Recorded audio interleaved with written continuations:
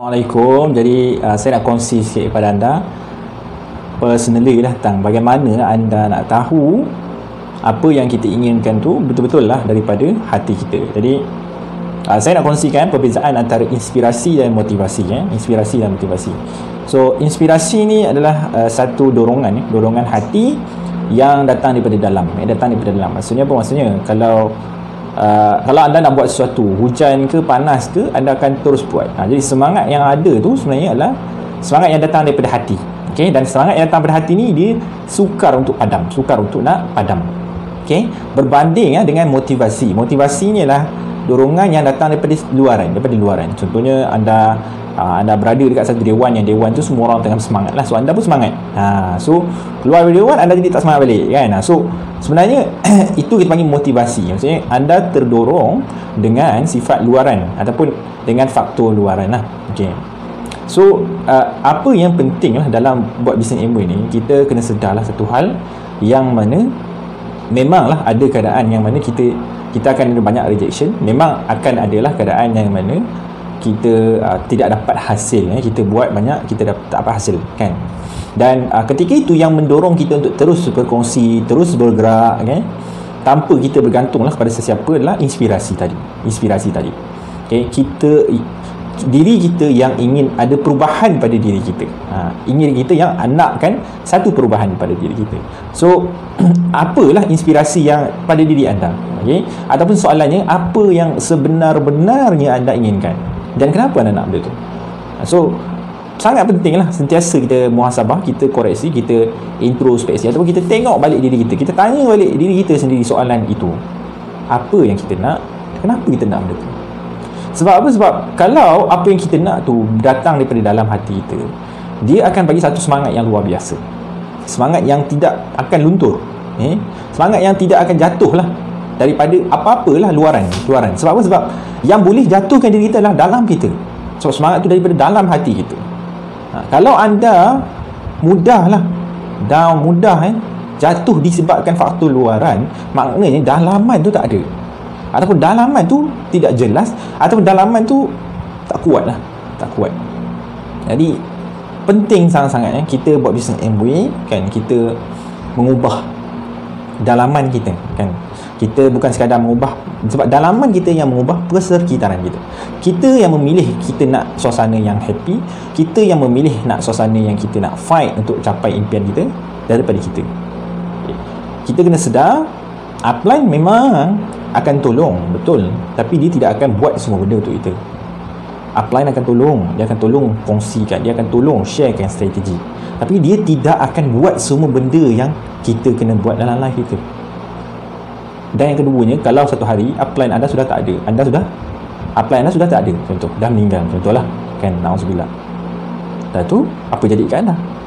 Bagaimana dengan impian anda? Takkan anda tersekat hanya kerana keberadaan orang lain? Tidak kan. Begitu juga dengan hari kumpulan. Ada sebahagian orang kata, oh saya semangat bila hari kumpulan saya semangat. Sebenarnya apa yang anda mahukan?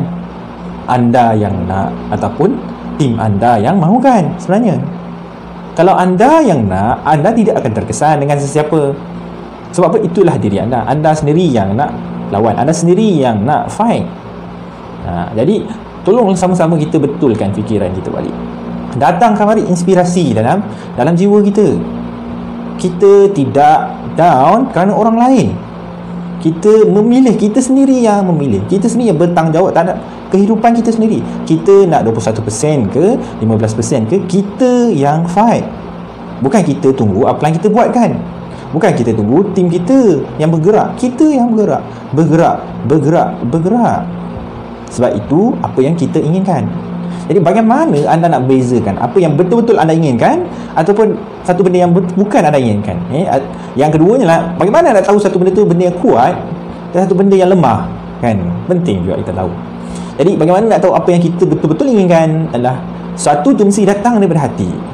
Dia tidak perlu ada reka-reka, tidak perlu ada fikiran, berfikir 2 saat, tak perlu. Apa yang anda nak daripada Amway keluar terus daripada hati. Maka itulah sebenarnya apa yang anda inginkan. Kalau saya tanya, apa yang anda mahukan daripada Amway? Ataupun apa yang anda nak capai dalam life? Kalau anda masih berfikir, saya maksudnya bukan anda yang inginkan. Jadi cuba lihat balik realiti anda. Kalau anda seorang suri rumah, bagaimana kalau suami anda meninggal? Bagaimana dengan kehidupan anda? Takkanlah sampai bila kita nak bergantung pada mak ayah. Kalau mak ayah kita sudah tiada, orang yang tak berkahwin lagi, masih belajar, keadaan yang sama. Kalau mak ayah dah tak ada, macam mana diri anda? Orang yang sedang bekerja dengan cabaran COVID sekarang ni, orang buang kerja kan, dengan cabaran apa, dengan cabaran peningkatan lah kan, grade kerja kita kan, ke mana sebenarnya kita nampak kita punya hala tuju kehidupan kita kan? Kalau anda bekerja kat bidang swasta, dalam masa 10 tahun apa yang anda boleh capai? Kalau kita boleh memilih kehidupan yang lebih baik pada keluarga, kenapa kita tak pilih? Kalau kita ada tenaga yang lebih, kenapa kita tak gunakan tenaga tu untuk kita sediakan kehidupan yang lebih selesa? Apa yang menghalang diri kita? Ada sebahagian kata, oh, saya cukup dengan kehidupan saya sedia ada. Bukan berkaitan dengan cukup kehidupan sedia ada kan, berkaitan dengan apa yang anda nak dalam life. Anda nak apa? Kalau anda diberi kehidupan yang lebih baik, anda nak kehidupan tu. Bukan berkaitan dengan anda terima apa sedia ada. Memang kita semua terima kan? Cuma kita pilih kehidupan dengan lebih baik atas sebab-sebab diri kita sendiri. Bagi contohnya, kalau kita masih bekerja, yang bekerja itu bergantung pada kita punya tubuh kita. Dan bagaimana kalau keadaan kita sakit? Bagaimana dengan hal keluarga kita? Kalau suami isteri, kalau kita sakit, takkan kita nak bergantung pada isteri kita kan? Manakah maruah seorang lelaki?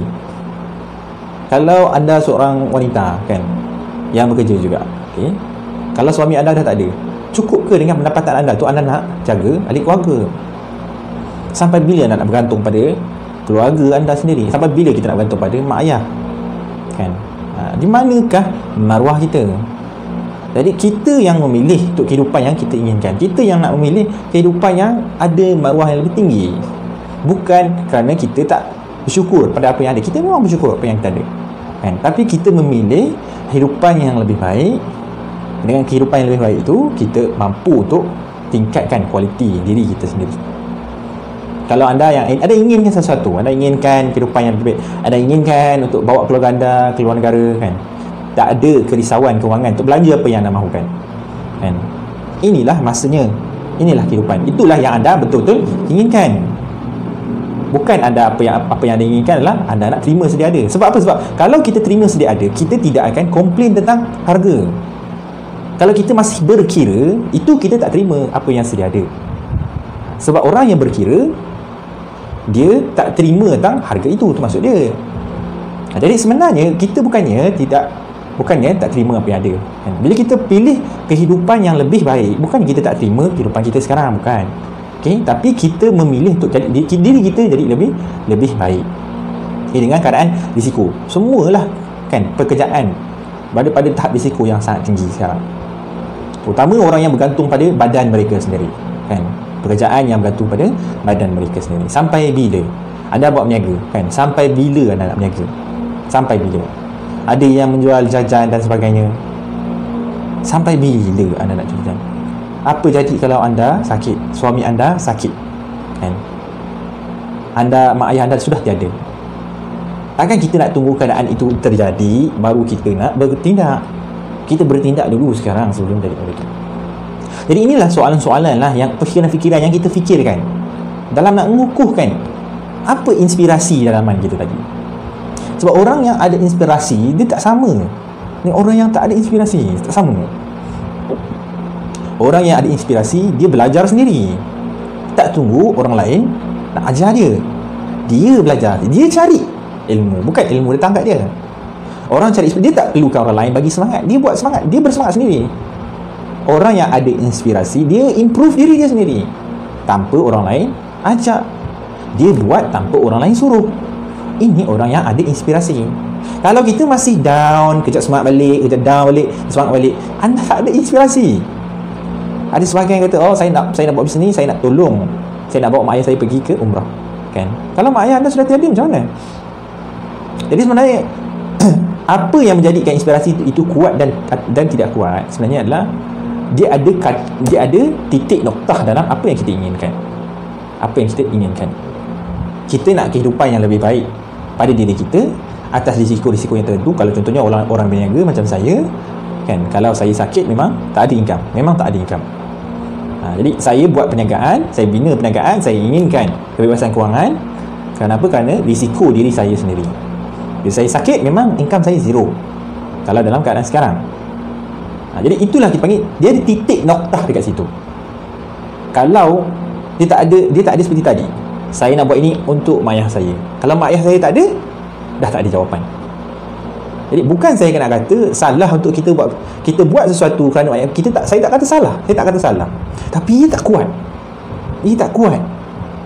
Ia belum betul-betul kuat. Melainkan anda buat sesuatu untuk anda sediakan pendapatan untuk apa? Untuk anak-anak anda, itu je. Kepada mak ayah kita kan, mereka kehidupan mereka tak lama. Betul, kita boleh bila-bila masa boleh meninggal, betul. Tapi kehidupan mak ayah kita kebanyakannya tidak lama seperti kita. Satu masa nanti mereka akan pergi. Anda belajar sekarang, mak ayah anda akan pergi. Anda mana-mana pun keadaan anda, mak ayah anda akan pergi. Mak ayah anda akan pergi kan. Persoalan sekarang ni, apa yang kita buat, boleh tak kita bagi pada mereka sekarang? Kalau tak boleh, kita kena ubah tu. Ubah macam mana? Ubah diri kita sendiri dulu kan. Kuatkan jiwa kita. Apa yang lebih kuatkan jiwa kita? Adalah apa? Diri kita. Kita nak ubah kehidupan diri kita sendiri. Sampai bila kita nak terhutang budi kepada mak ayah kita kan? Bila pula masa kita nak sentiasa berikan keselesaan kepada mereka? So soalan-soalan inilah yang anda mesti kena tanyalah, mesti kena duduk kan, suami isteri duduk sama-sama bincang kan. Kalau anda rasa tak jumpa jawapan, panggil upline bincang. Kita boleh buat satu sesi untuk anda, untuk bincang saja kan. Tolong saja anda. Boleh, kita boleh buat. Anda ingin, anda tak nak je, dah buat connecting the star, buat lagi tak apa, tak ada masalah. Buat lagi, fikir lagi kan. Apa yang sebenarnya kita nak? Kenapa kita masih lagi down kalau kita clear apa yang kita inginkan dalam hidupan ni? Kenapa kita masih lembik lagi? Kenapa kita mudah tergoyah dengan luaran-luaran? Kerana kita tak ada dalaman tu, tak cukup kuat. Dalaman tu tak ada dalaman kita, ataupun tak cukup kuat lah. Jadi mudah-mudahanlah video ni bantu anda untuk fikir balik kan. Fikir lebih dalam lagi tentang kehidupan anda. Ubah kehidupan kita. Satu kali saja kita buat, ubah selama-lamanya. Ada orang yang asalnya postman, ubah kehidupan selama bila-bila, tak ada dah bekerja sebagai postman. Bayangkan, hanya 4 tahun dia terluangkan. Ada yang bekerja bisnes ke sana sini, 4 tahun perniagaan, tinggal terus, tak ada langsung dah kesibukan itu. Buat apa yang mereka buat dalam kehidupan. Anak-anak mereka pun tidak tertekan dengan pekerjaan. Anak mereka boleh buat apa yang mereka inginkan. Tidak perlu untuk kejar masa ada. Jadi apa yang sebenarnya yang terbuku dalam hati anda, kongsi dengan upline, kongsi dengan ahli keluarga, kongsi dengan isteri anda, bincang sama-sama kan, bincang sama-sama dengan upline.